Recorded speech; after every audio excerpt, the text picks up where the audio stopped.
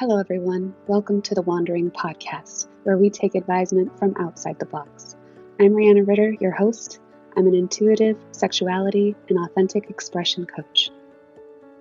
Are you an accomplished professional who plays the part of having it all figured out? Who's strong for everyone else but feels lonely, misunderstood, like you can't tell anybody the truth about how stressed you are, how not passionate you are about your life and all that you've created? I guide my clients to deep, lasting fulfillment. I re-engage them with their bodies, their pleasure, their desire. I help them align to enjoy fulfillment and prosperity in all areas of their lives. And today, my guest is Lara Heimann. She's a physical therapist, yoga teacher, LYT 500, founder of the LYT Method. So let's start with that. What is LYT 500 and the LYT Method? Welcome. Thank you, Rihanna. Thank you so much. So ERYT is just it's kind of one of the higher credentials you can get as a yoga teacher. So RYT is a registered yoga teacher. So ERYT is experienced, and 500 hours means I have 500 hours of teaching experience, and I have a school, and I can also provide a continuing education. So just basically, I'm old enough and I've been around enough to get that degree. And the LYT, we say LYT, it's the LYT method. LYT stands for Lara's yoga technique, but really LYT, people just identify it as LYT because it makes you feel really lit up. It's a combination of yoga. It's bringing all the disciplines that I love and that I found each were lacking a little bit of complete congruency with how I wanted to both teach and practice. So it's bringing together yoga and physical therapy, and then my specialization in physical therapy, which is more neurology, neurodevelopmental training. And so I created this probably close to 15 years ago. I've been teaching for 28 years, but I'd been starting to practice this way on my own when I was in the clinic with really involved stroke patients and other neurologically involved clients, and was applying my postgraduate specialization, which is called neurodevelopmental technique, where we really go, and when someone has some kind of brain impairment after a stroke or traumatic brain injury, they usually have some kind of motor issue as well. So you might have heard of hemiplegia, which is when half the body is seemingly paralyzed or have lost a lot of the motor function.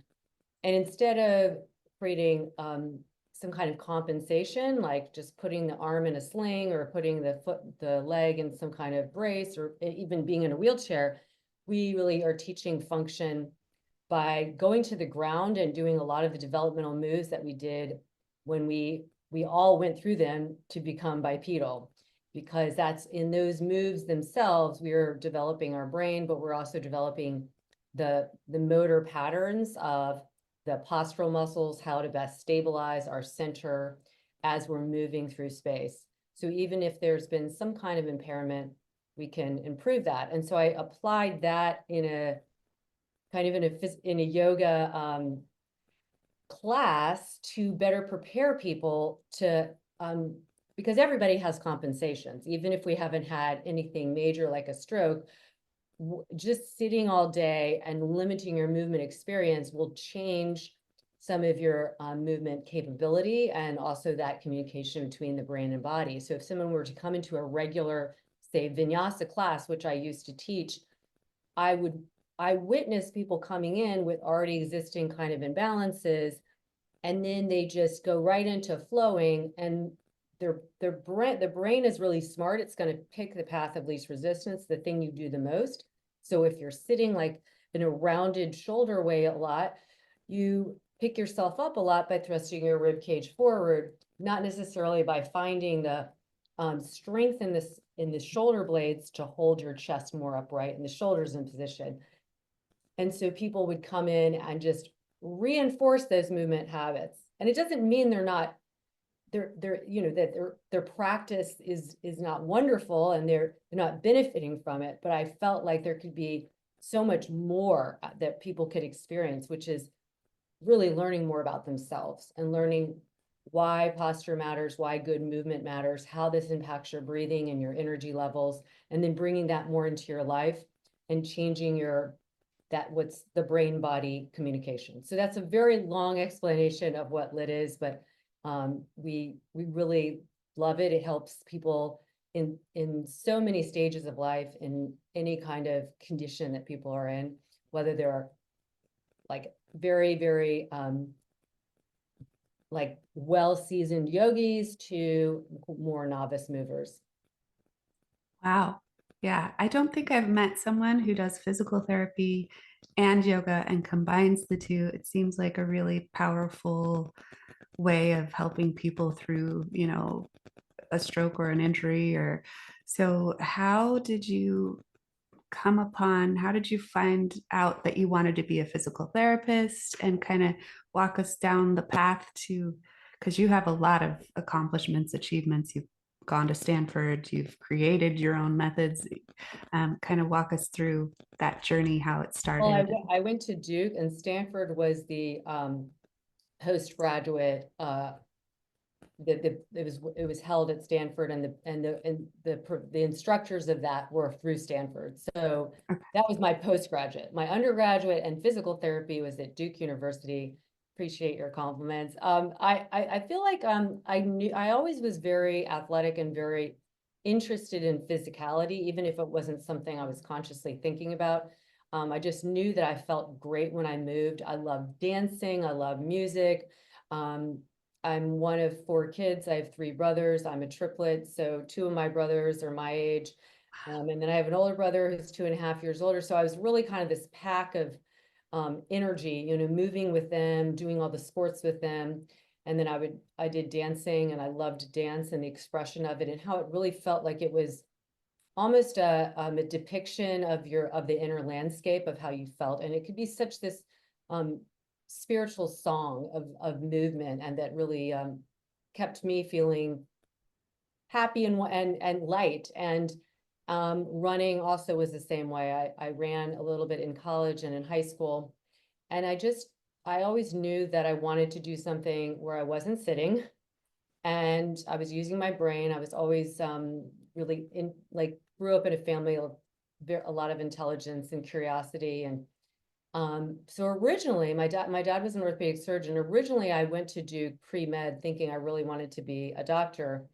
And I wanted to neurosurgery. I had done some just over the summer type shadowing of a neurosurgeon prior to college, and I just thought it was so fascinating. And then I went to, and I joke I lasted about a week in pre-med, and some of it was because of I said to my parents, I was like, this just does not feel like I'm going to have much fun. These are very intense people, and the curriculum was such, it's better. I think it's improved now, but it really didn't leave a lot of room for a variety of learning. And I was really interested in the humanities and other things. And when you do pre-med at that time, it was probably like 6 or 7 credits throughout your entire experience that were outside of all the pre-med requirements. And my mom said, well, just use this. You can always do that. Just like use this as a liberal arts education to expand your knowledge base. And I really appreciated that. But I started to look at other things, but I kept coming back to the health field.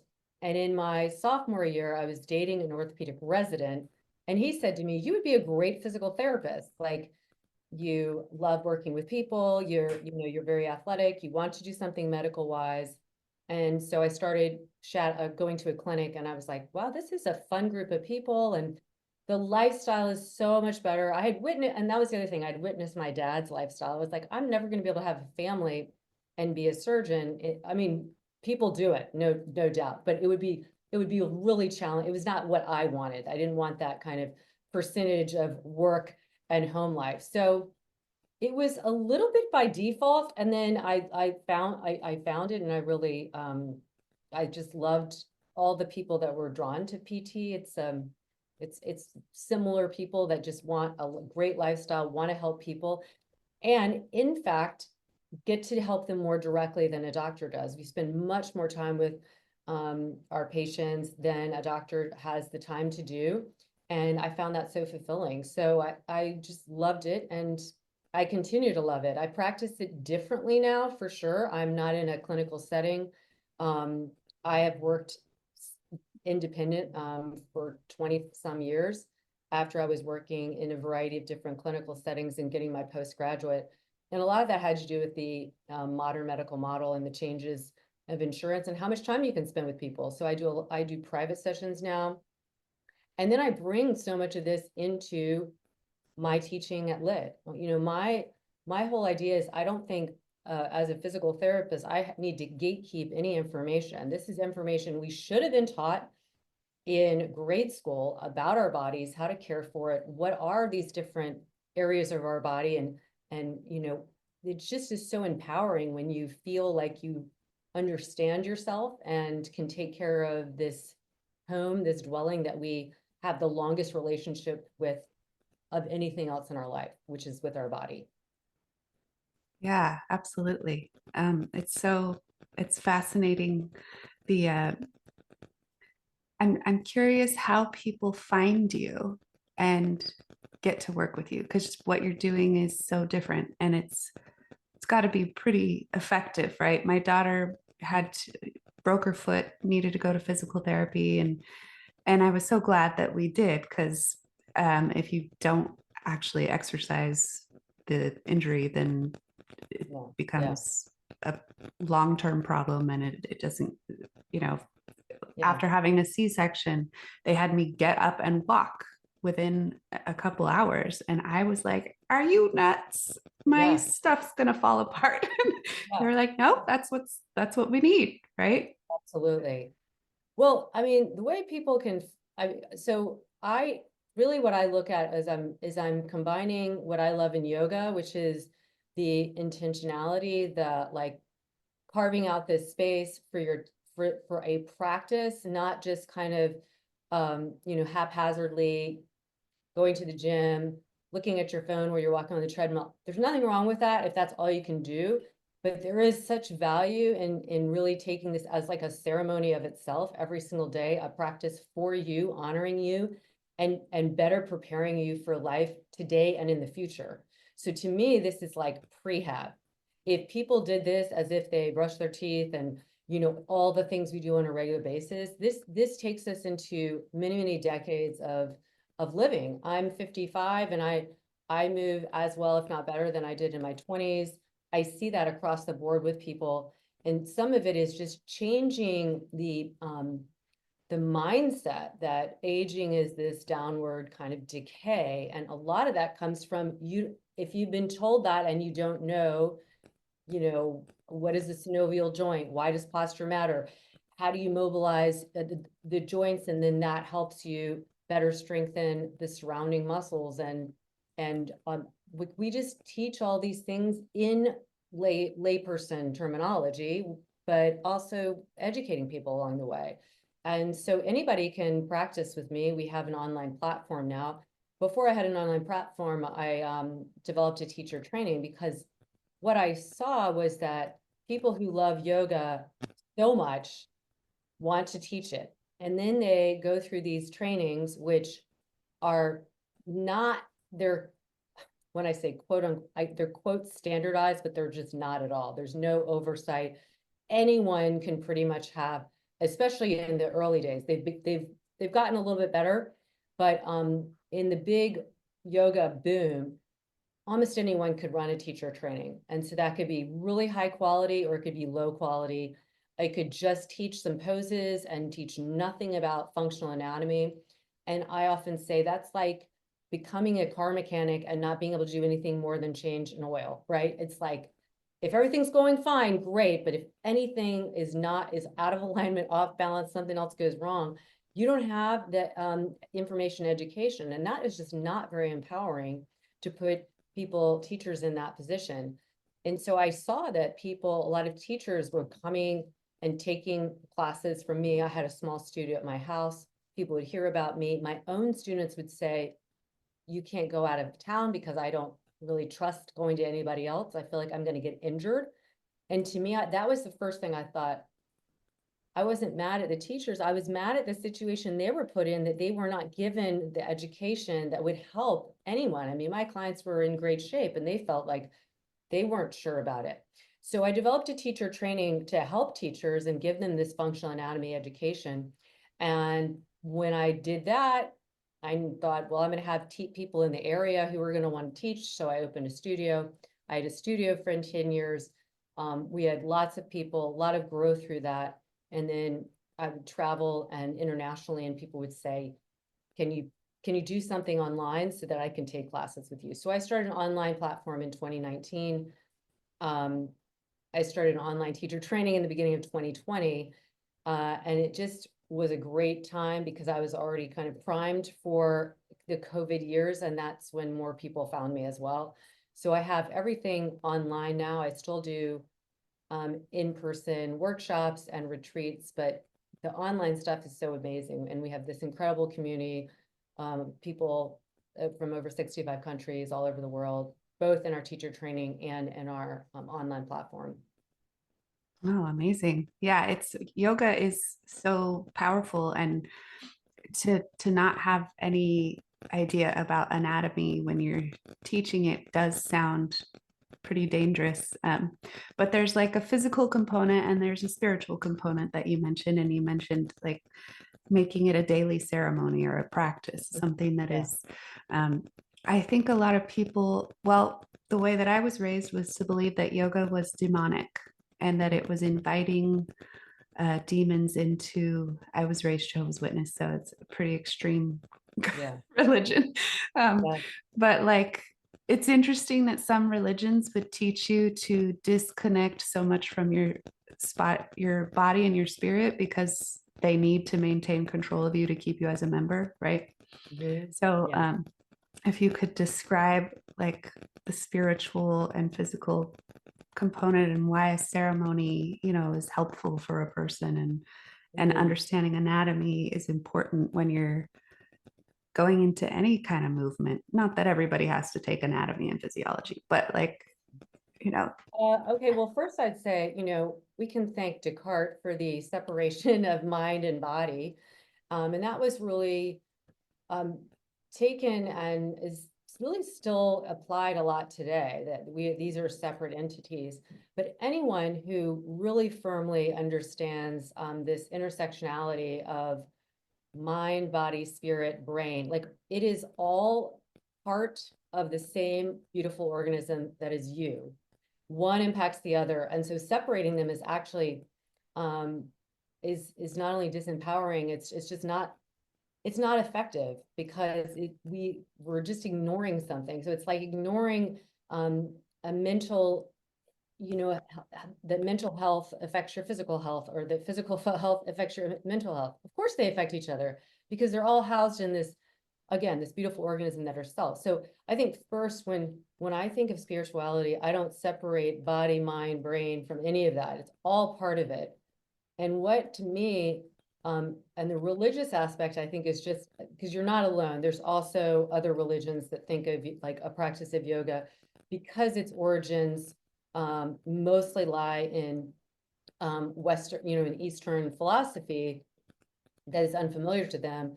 And that Eastern philosophy has many deities, and they think of it as being like, whoa, is this some kind of, like you said, taboo, or it's going to be somehow against your own religion. What it's inviting is like whatever you already believe, it's just to enhance that. It's to enhance the experience of you. Like I mentioned, feeling at home in your body is feeling more aligned, more secure. That's going to help your mental and emotional state. You're going to feel more. When you feel more balanced, you care more about things outside of yourself. When you are imbalanced, it's all about you. It's what's not going well in your life, how you're feeling, what you're missing out on. This happened to you, blah, blah, blah. And that takes so much energy. It's really hard to expand your energy and your heart and your compassion to others, to feel truly that you're part of this bigger universe. And that to me is the biggest part of spirituality is recognizing that loving ourselves and taking good care of ourselves makes us better humans for other people. And we can expand that with generosity so much more when we feel the balance within. When we're not balanced, it's really hard to do that. And I've seen that time and time again with people who are struggling either physically or mentally. Often it's both. And it's just, it takes so much. It's not a self-centeredness. It's draining their energy, and they don't have much else in the reservoir to give to others. So when you dedicate this practice, this, like I said, this ceremony, this movement practice, paying attention to the thoughts that come up, to your physical alignment, to how it feels, to how it challenges you, and how challenge is actually the only thing that grows you. The only thing that grows us is challenge. Stagnancy, we don't grow. Comfort, we don't grow. We want to be comfortable. We can find comfort in challenge, and that is actual growth.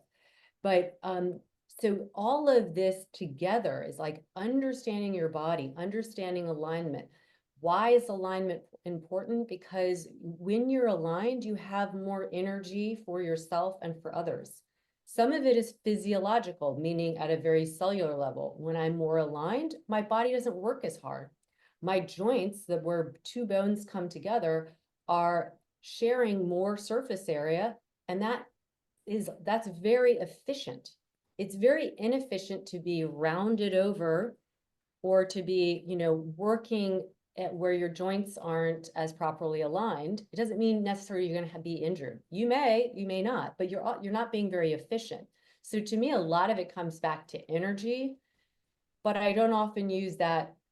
I use it from a biomechanical standpoint because that's an easy understanding, but it really comes into this bigger, not so esoteric idea of energy. And that is that our bodies of energy, and my biggest kind of thirst and curiosity is, how can I sustain and improve my energy? Because when I do, so much can happen in my life.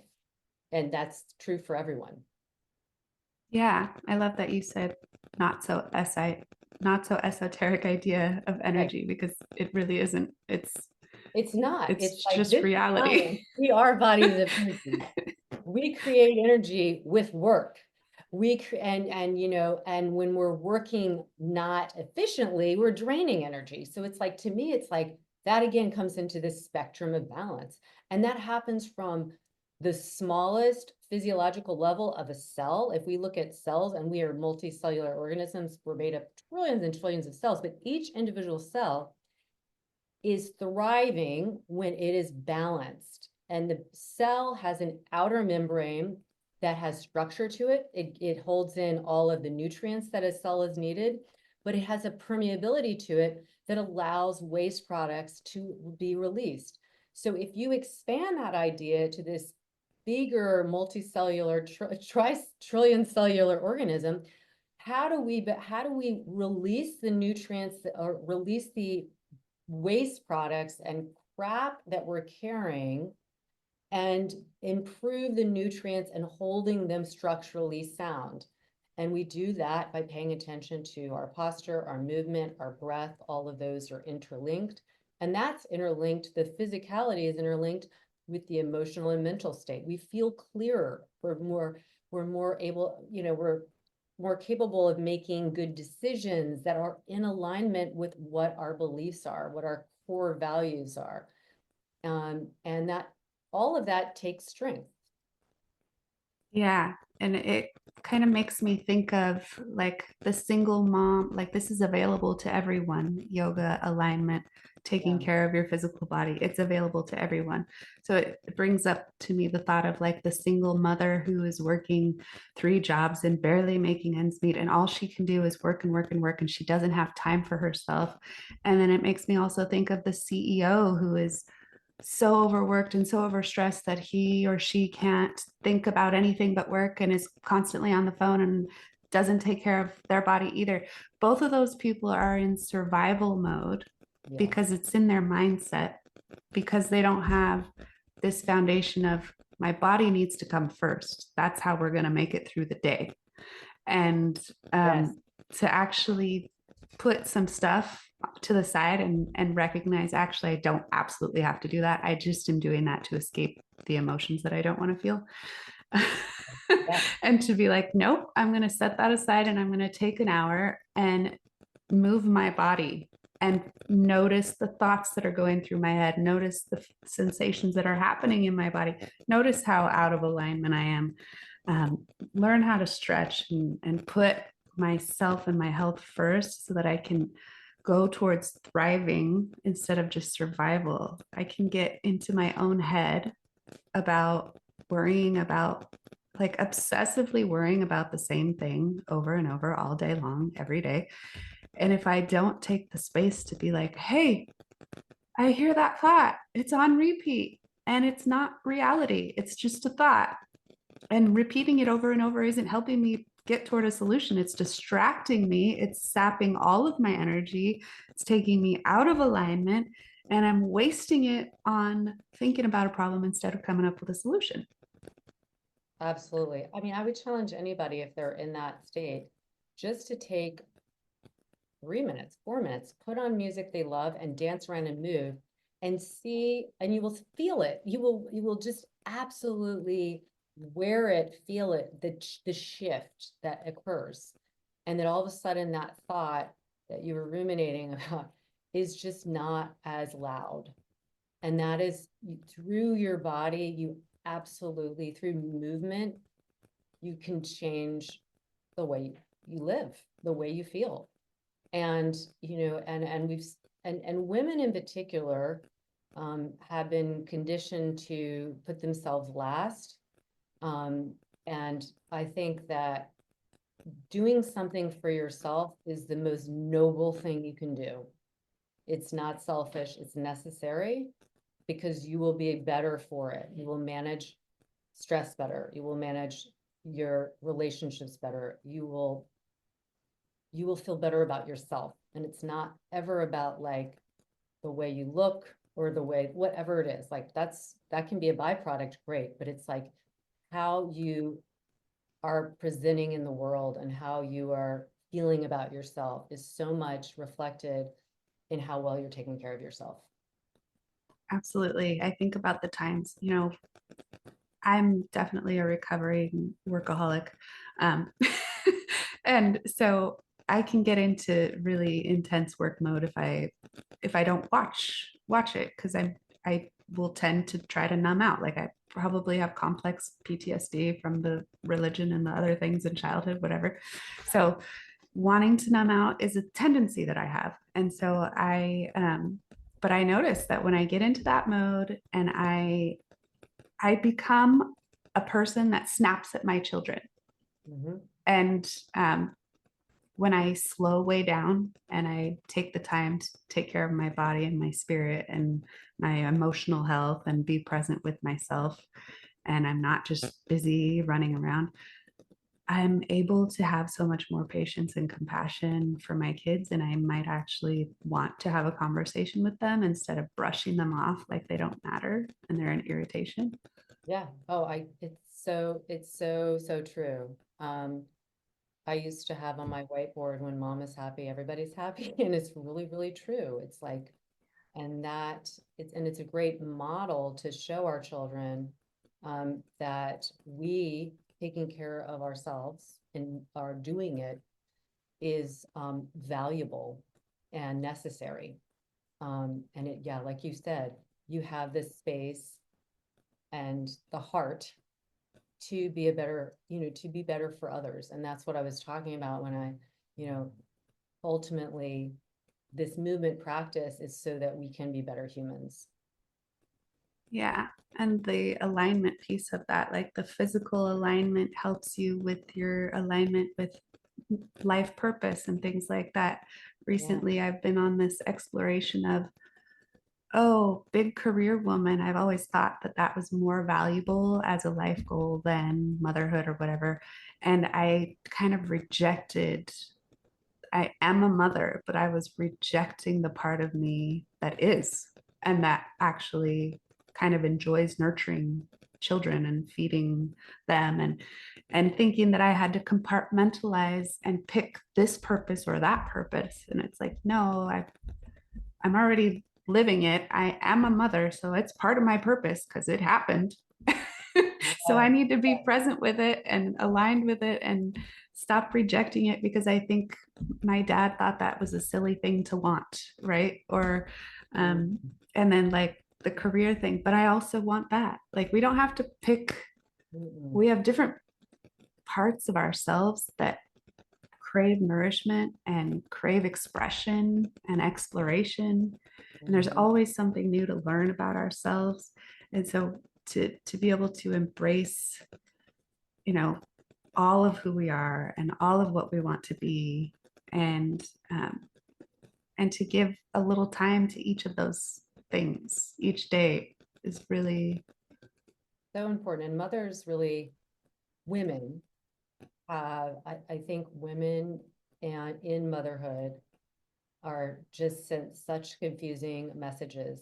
And I think more than anything, when you feel really aligned, you don't really care what other people think, right? Like at the end of the day, it's like if somebody has an opinion like you should stay at home and that's you have kids, that, or oh my gosh, working is the way that you're going to identify as this human much more than just being a mom. It's like so many confusing messages, and if you feel really aligned and you're going to be confident with your choices that yes, I want to, I'm both a nurturer and an achiever. And they don't have to, cancel each other out.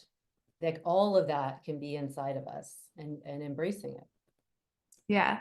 And I mean, you're really demonstrating that in your career because you've got lots of education, lots of experience. You've worked in clinic, you've also worked for yourself. Plus you have kids, Yes. pets, you're married. Yes. Yeah. All of it. Yes. Yeah. And I always say without my practice, my own practice, I would just not be a very nice person. We all have those days where something, and it's like, oh, this is a little glimpse of what I would be like if I did not have this regular practice that keeps me truly balanced in every sense.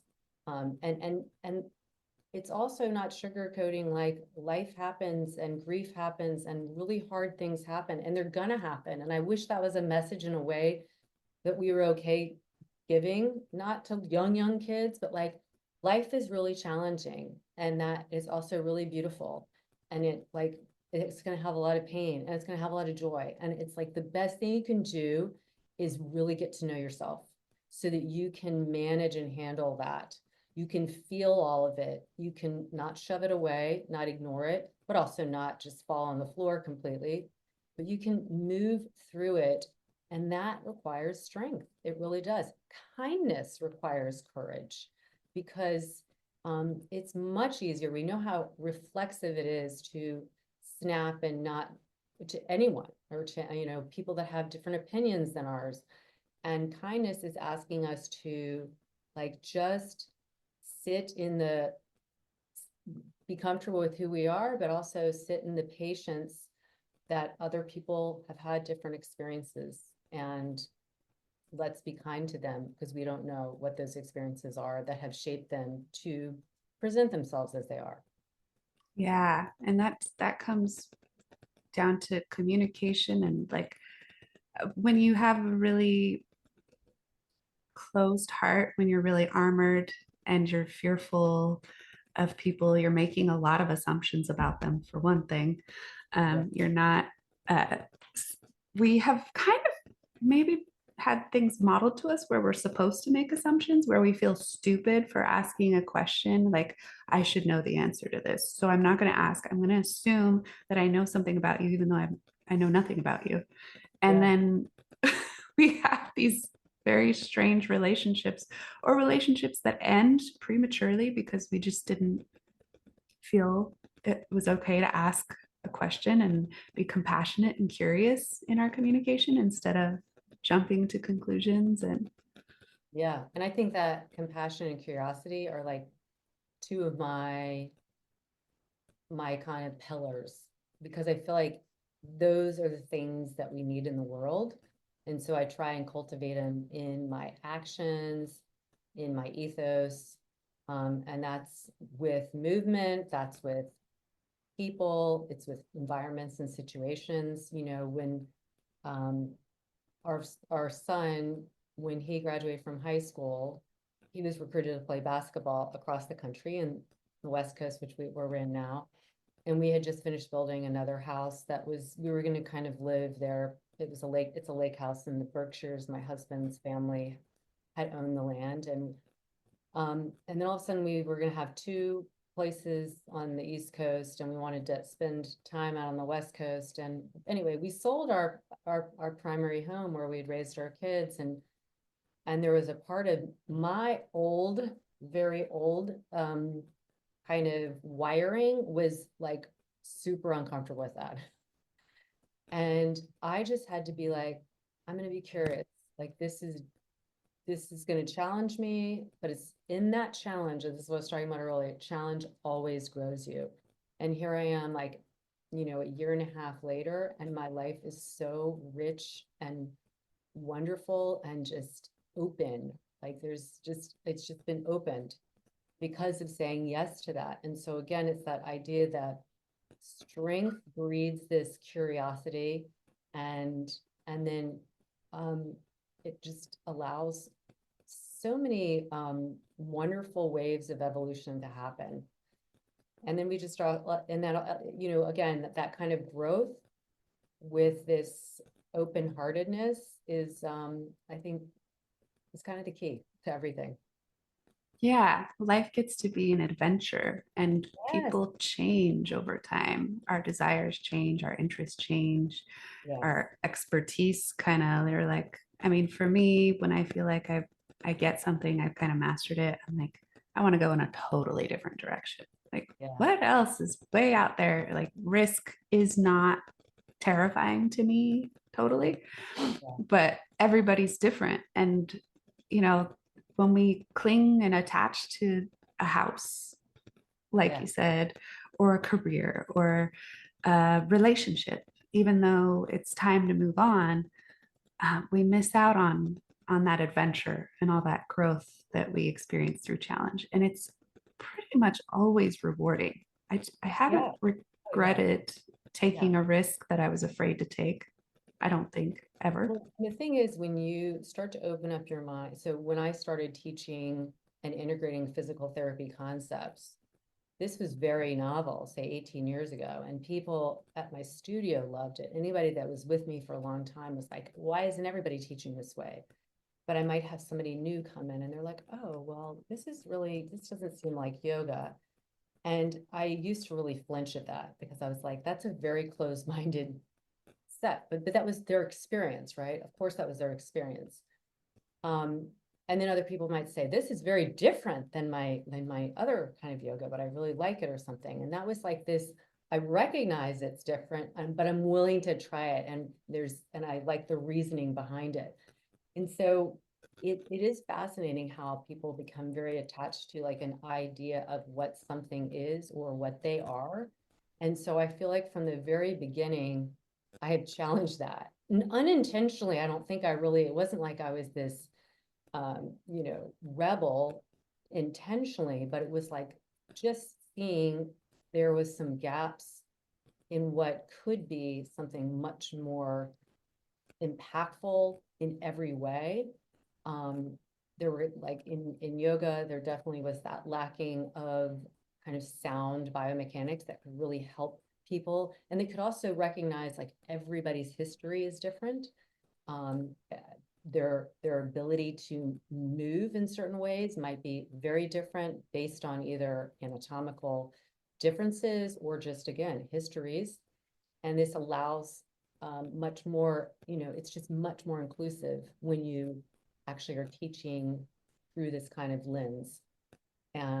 So yeah, I just think it's amazing to just lead with that. And I've learned that so much by kind of unintentionally going in this more, I guess, non-traditional path.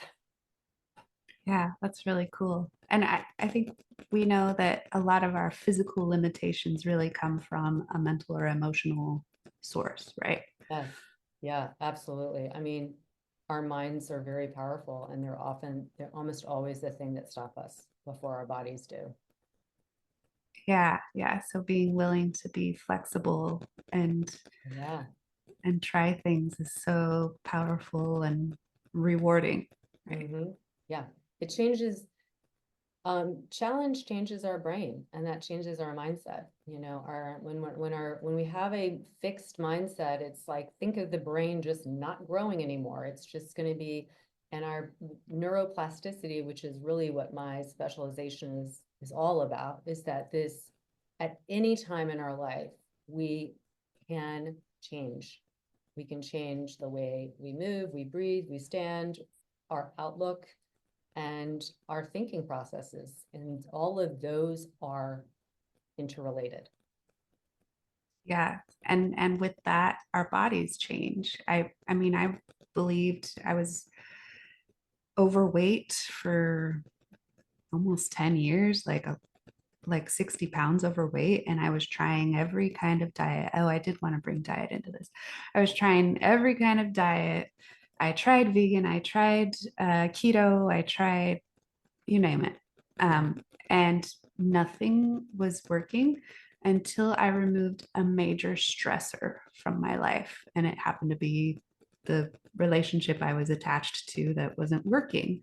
And as soon as I removed that, I it's just occurred to me to start eating intuitively, like to eat the way my ancestors from the part of the world that I originated from ate for thousands of years. My body's probably going to process that food most efficiently because it has thousands of years of patterning in my DNA.